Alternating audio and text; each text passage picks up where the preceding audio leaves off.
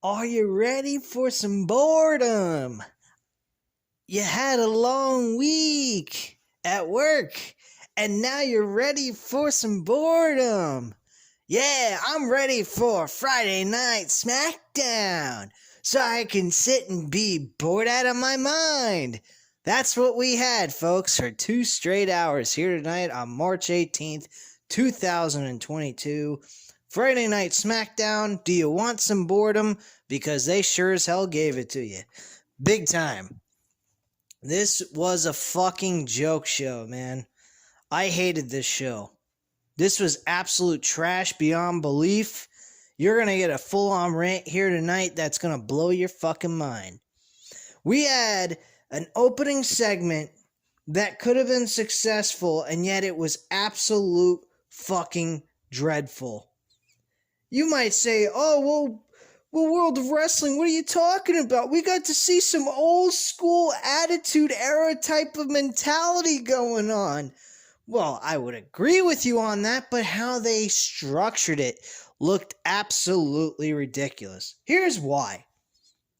If you really look at it this way, you're standing there in the middle of the ring. You're talking a lot of trash, talking about how you're in God mode and you're this and you're that. And you're an ass kicker and you're all these things and you're hyping yourself up and all this nonsense. And then all of a sudden, you get notification from the wise man saying, I was wrong. Brock Lesnar is showing up here tonight. I thought he wasn't. There was snowfall and and they managed to get him to land in where we are and and Roman Reigns is like, oh, okay, you go ahead and close up the segment for us. We'll head on out. What? Why the fuck would you do that? Why in the world would you make Roman Reigns look like an utter pussy? Roman Reigns was not like this last year. Roman Reigns was, he had backup. He had his cronies, his two cousins with him. He also had, he didn't have Jimmy. He just had Jey Uso at the time. But you get my point. He had his cronies with him, but he actually wrestled. He actually stood in the ring and fought his opponents. He didn't run away like a little scared bitch, okay? So that's the one thing I will say that was terrible. Here's a situation that would have fixed the issue with all of this. If they were to go about doing that exact same structure of this segment, all they had to do was say, all Roman Reigns had to say to Paul Heyman was, look, you know what? I don't care. He's going to show up. I'm going to beat his ass, just like I did in Madison Square Garden. He didn't. He ran off like a little biatch. Okay? Now, if you wanted to do the segment, part of the segment where he's in the garage, which is a nice change of pace. There was a forklift used. He shoved the fucking forklift right through the damn vehicle they were in, trying to get away. All that. Real simple. Real fucking simple. All they had to do was to have Roman and his cronies standing in the ring saying, all right, Brock, we're here. We're ready for you. I'm here. I'm ready for you. You want to fight? Let's fight. He's not showing up. There's no, music coming from Brock Lesnar. Nothing. And they're like, okay, well then you know what? We showed up. His ass didn't. Fuck this. We're leaving. And they go in their fucking vehicle, and out of fucking nowhere, Brock Lesnar shows up with a freaking forklift and drives it through the freaking truck that they had. That would have made more sense. It wouldn't have made Roman Reigns look like a pansy. But instead, they make Roman Reigns want to run away. This whole entire segment made Brock Lesnar look amazing. It made Brock Lesnar to me, it looked like the guy they're choosing to beat Roman Reigns. Now, granted, I don't think that's what they're going to do. Hopefully they don't. If they do, I'm never reviewing another fucking thing on WWE programming ever again on this channel. Ever. I will never fucking do a fucking thing on this channel ever again outside of doing some of the old school pay-per-views from back in the day for the pay-per-view of the week stuff. Other than that, I will not watch a single fucking thing that happens on modern day wrestling ever again with WWE. Not ever again. They better not have Brock Lesnar win this fucking title, because I'm telling you what, they do, I am done. The bottom line is they should have made both of these guys look really good. They should have made them both look like they were interested in fighting, and only one guy is interested, the other's running away like a little cowardly bitch. Well, Charlotte Flair and Becky Lynch, why am I saying Becky Lynch? Charlotte Flair and Ronda Rousey, alright, are actually pounding the shit out of each other. Now, Charlotte Flair, on the other hand, has had 2 weeks in a row where she had the advantage over Ronda Rousey, which I don't quite understand that. This is a former UFC women's champion, one of the longest undefeated streaks in women's fighting in UFC history, and she ends up getting her ass kicked 2 weeks in a row by Charlotte Flair. Well, maybe Charlotte Flair ought to look into getting involved in UFC, see how good she's in that. Of course she won't do that. She wouldn't want her precious little face to get mangled up. This is fucking ridiculous. You got Ronda Rousey getting her ass kicked. I gotta be honest, though, with you guys. I can't admit this. Ronda Rousey is a complete fucking bore. The way she came out at the end of that segment, walking into the ring, or from backstage up to down the ring, the ramp way into the ring, I swear to you guys, she looked like the fucking Terminatrix from Terminator 3. I mean, she looked like a fucking retard. She had this, like, blank look in her eyes. She had this serious face, and she's, like, walking like she's a fucking Terminator. I'm going, what the fuck is this? Why don't you get out of wrestling, get into acting, and redo Terminator 3? You know, the shittiest fucking Terminator movie ever made in the fucking franchise. Maybe Terminator Genesis might be the worst one. Who the fuck knows? Because that dialogue in that movie was fucking terrible. But bottom line, guys, both of the major programs that are going on Smackdown was terrible. Fucking terrible. Charlotte Flair is outdoing Ronda Rousey in promos. She is more energetic, more interested in the storyline. Ronda Rousey is like a complete bore fest. I'm just dumbfounded by all this. And we're supposed to believe Ronda Rousey and Roman Reigns are going to win their matches at WrestleMania? Are you fucking kidding me with this build? It looks like Charlotte Flair and Brock Lesnar are going to be the ones winning their matches. I don't know what the hell these people are smoking, man. I mean, at least Ronda Rousey, I will give them credit what they're doing with her. She's actually trying to fight. Charlotte Flair's actually fighting. She's not running away. It's funny, they're making Charlotte Flair not run away from Ronda Rousey, but Roman Reigns is running away from Brock Lesnar like a little bitch with two other guys with him. 2 other fucking guys are with him that could kick his ass 3-on-1. And yet they're running away like little cowards. You got Roman Reigns saying he's in God mode. Are you serious? The only one that's in God mode right now is Brock Lesnar, you fucking geek. Man, this is fucking terrible fucking writing, man. I swear to you, man, this is garbage. I really don't know if I'm going to cover anything WWE related after this WrestleMania 38. I really don't know.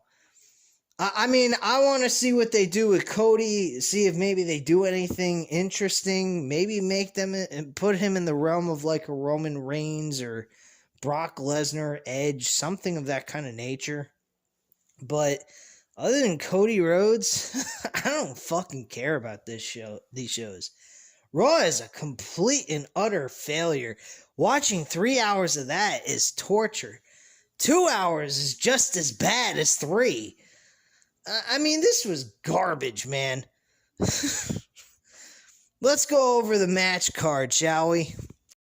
So, the very first match we had on this card was Shinsuke Nakamura and Rick Boogs tagging together against the Lotharios, Angelo Garza and Humberto Carrillo. This match was not all that big of a deal.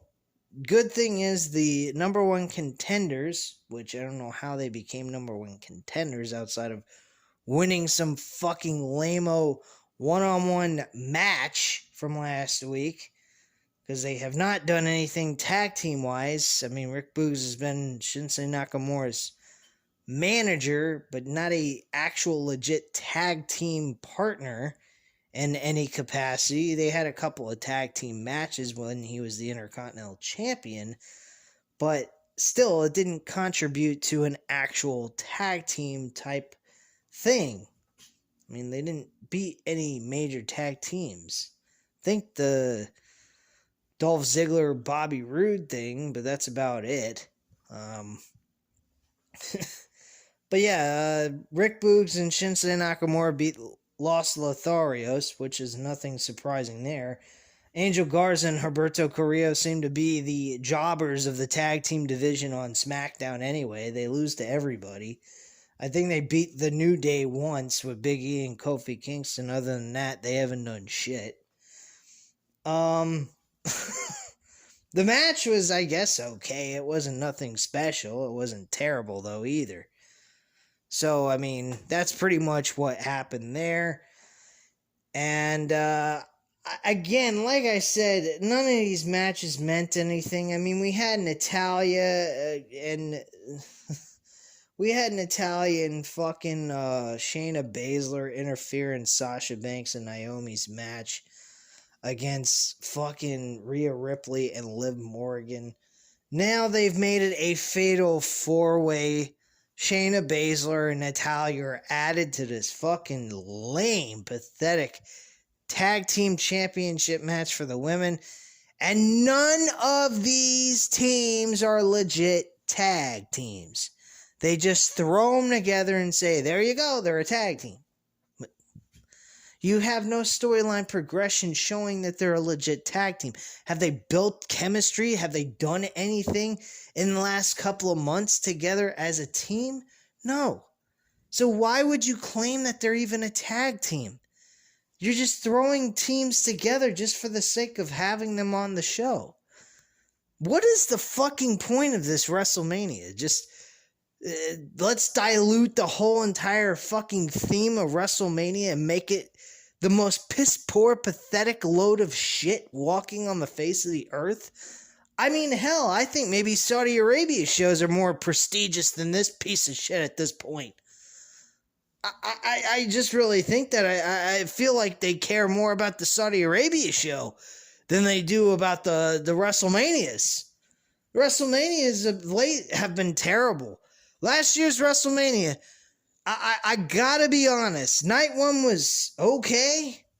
Night 2 was less than okay outside of the main event. And I stated last year that WrestleMania for night 2 is actually better than night 1. I'm totally incorrect.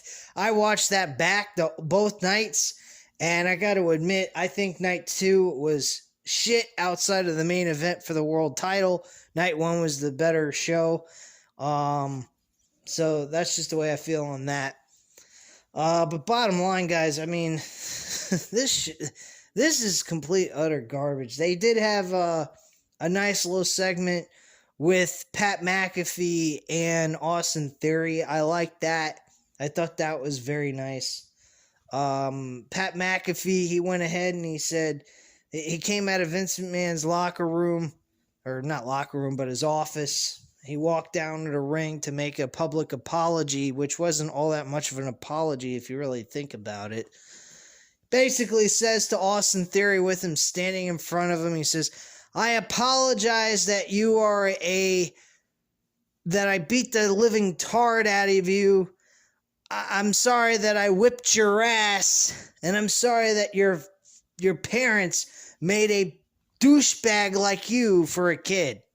So, I mean, not so much of an apology, just a lot of I'm sorries with a lot of insults added to the end of the comments. So, I don't know how much of an apology that really is, but I got a gut feeling that we will be witnessing Pat McAfee peddling his papers elsewhere very soon. I was going to say it last week, but I didn't want to take any projection on that until I really got an understanding of what's going on. But yeah, it really looks like Pat McAfee's on his way out. I think his match with Austin Theory will be his last hoorah that we ever see of him on WWE programming. I don't think he'll be a Smackdown commentator after WrestleMania 38. That's just my thoughts on that. I might be wrong. I hope I am. I think Pat McAfee's a great commentator. But I think he can do better than this shit. I honestly do. The sad part about Pat McAfee is he's better than 99% of the performers on this roster, man. It is sad. How in the world can you have a guy who was a former punter for the fucking Indianapolis Colts? He wasn't even a wide receiver, a quarterback, a running back, a defensive back, a linebacker. He's not any of those kinds of things. He was a punter, for goodness sakes. And you're going ahead and you get this guy on your program and he's cutting better promos than most of the people on your fucking show. That is a sad statement. He shows up at a freaking NXT TakeOver show. Everyone thinks he's going to be complete trash. And him and Adam Cole practically almost steal the entire show. I mean, that's pretty crazy in itself. So, and I think that they're going to do a good job with this match, him and Austin Theory. I really do. But this entire WrestleMania is just piss poor beyond belief. I do not understand how this show can be that bad. I really don't. Anyway, the next match that was taking place on this pathetic card, I don't even know how they could call these wrestling matches. They had Drew McIntyre and the Viking Raiders going up against Shanky, Jinder Mahal, and Happy Corbin. Apparently, they decided to give Madcap Moss the time off and let him stand on the outside of the ring. Happy Corbin tried to avoid Drew McIntyre the entire match. Go figure, we have Drew McIntyre and Happy Corbin going to face each other at WrestleMania. This is a real joke. This should be on a Smackdown episode, not a WrestleMania card. I'm sorry. I mean, a Roman Reigns versus Drew McIntyre would have been a lot better and more suitable than this shit. But hey, you know, I mean, and I'm doing a comparison with WrestleMania 35 with Roman Reigns and Drew McIntyre, and not right now over Universal Championship, but you get my point. I think their match was better and will surpass this match that they have coming up in the next 2 weeks. I really don't understand what the hell they're doing with Drew McIntyre. Drew McIntyre was a solid figure into the show, and 2 years ago he was the reigning WWE champion. Now he's gone from reigning WWE champion to Braveheart. I don't know. I really don't understand any of this. But yeah, he ends up beating Shanky with a Claymore kick and ends the match. So that is pretty much the end of that. Then after that, I already discussed about Sasha Banks and Naomi going up against Rhea Ripley and Liv Morgan. That was a no contest thanks to Shayna Baszler. Also, another thing, Sami Zayn was pissed off about the shenanigans that Johnny Knoxville did with him for the last couple of weeks, costing him the match at the Intercontinental Championship not once but twice. The other time to regain it the next week. So he has challenged Johnny Knoxville in just not any ordinary match, but a no-holds-barred match. Johnny Knoxville's response was, well, that's funny. For a guy like myself who's been through the ringer and has done insane stunts that most people probably would have died from, you want to put me in a no-holds-barred match? By all means, let's do it. I can't wait. You're in deep shit. He's complimented him, said he was a great competitor, but he thinks he's a piece of garbage and a horrible human being. But he is all for the no-holds-barred match. What a fucking joke this show was, man. What else took place? We had Ridge Holland and Kofi Kingston go at it. And you would think that Ridge Holland would have been punished for what happened with that segment. Not saying that he should be fired or let go. I don't think that's what he deserves. I think he needs a little bit more training with doing certain maneuvers. Johnny Gargano almost got a broken neck in NXT last year with a rotating power slam, which is the same thing that Randy Orton used to do. And he didn't torque him enough to get him flat on his back. He was pretty much landing on his neck, and he could have broke his neck if it wasn't for Johnny Gargano positioning himself in a better situation where his neck wouldn't have snapped. If it wasn't for that, not noticing that Ridge Holland's botch was taking place in midair, he probably would have had a broken neck as well. Ridge Holland is a guy that you need to pay very close attention to.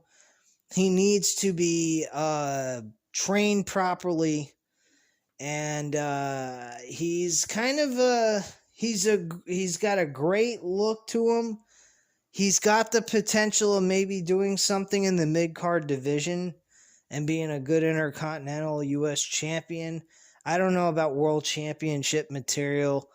I mean, I'm not 100% sure on that, but I do know that Ridge Holland does have a nice look to him that is appealing to the camera and to the audience. So, I mean, you could get him to get over in the mid-card portion of the show, but anything more than that's questionable. But his ability to torque somebody and literally perform the move correctly, he has issues with that, especially with power slams or doing belly-to-belly suplexes. This is a second occurrence where he could have snapped someone's neck. One person he already did with Big E. I just think that he's not doing this deliberate. I'd hate to think that that's what he's doing. I mean, that's just plain sick. Technically, you could count that as freaking murder. But he's not really doing the moves correctly. And you can clearly see that. He's also sustained injuries from Ricochet. He got his nose broken. He's had a bad track record. Not everything being his fault 100%. But he's had certain situations that have gotten himself injured as well. So he's kind of having a little bit of a bad luck trend going on for him.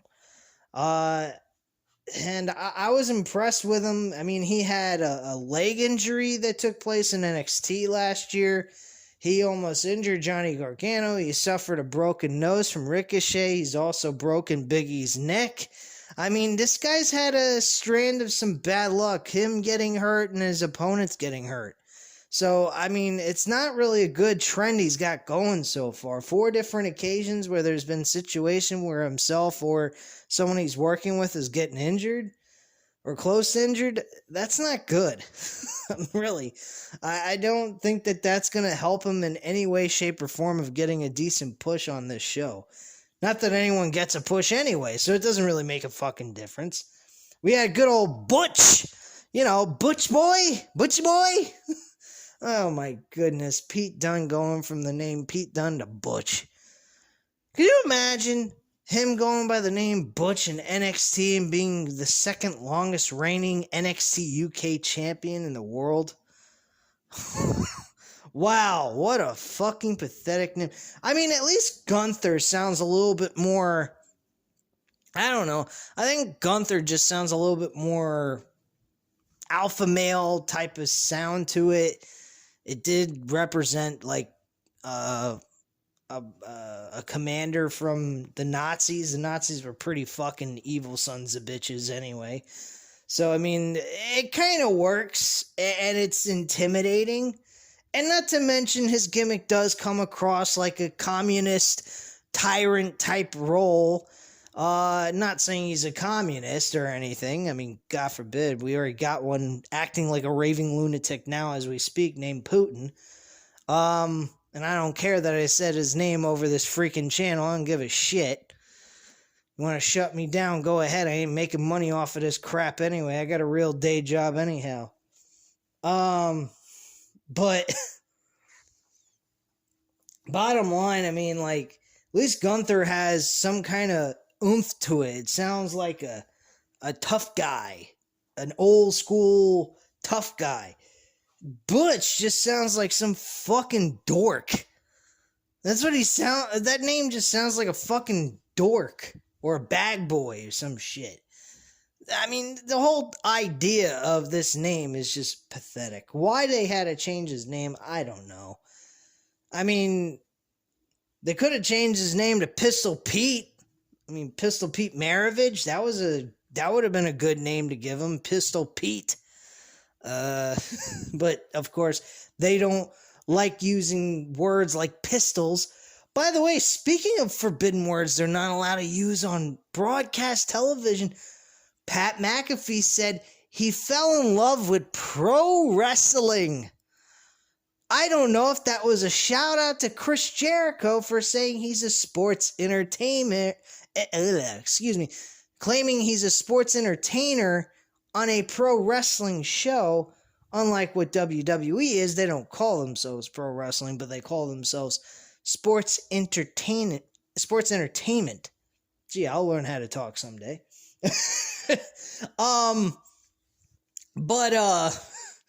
Yeah, that was a little ironic. He's saying a forbidden word that's not allowed to be used on television. Pro wrestling. I could not believe that. Pro wrestling. I was shocked.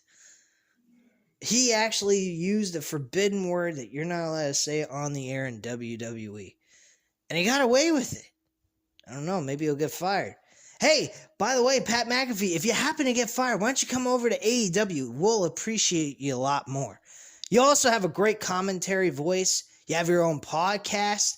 They can utilize the podcast for reality television to build storylines. I mean, all kinds of cool shit. And not to mention, you have the voice, you have the personality, and you have more charismatic